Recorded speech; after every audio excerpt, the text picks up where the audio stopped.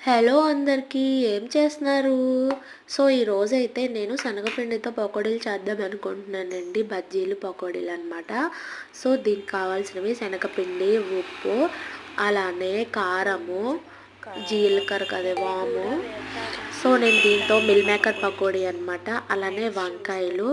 So, బారుగా వంకాయ బజ్జీ, అలానే చిన్ని చిన్ని షేప్స్‌లో కట్ చేశాననమాట క్రాస్‌గా. సో, ఓవెల్ షేప్‌లో. అలానే క్యారెట్ అనమాట. ఒక క్యారెట్, సో ఉల్లిపాయలు ఇవన్నీ వేసాను.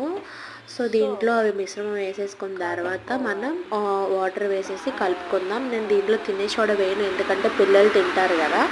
సో అందుకనేసి బ్యాటర్ని అయితే రెడీ అయిపోయింది. బబుల్స్ లేకుండా కలుపుకోండి. ఆయిల్ హీట్ అయింది, నేను వేసేస్తున్నాను. సో ఇలానే నేను క్యాబేజీ, అలానే స్వీట్ కార్న్తో వేస్తాను. ఇలా చాలా రకాలు, క్యాప్సికమ్ అలా చాలా వేస్తానన్నమాట. సో ఎవరైనా వేస్తారో లేదు నాకు తెలియదు, నేనైతే ఇలానే చేస్తాను. సో క్యారెట్ బజ్జీ ఓకే, బాగా ఉడికింది చూసారా.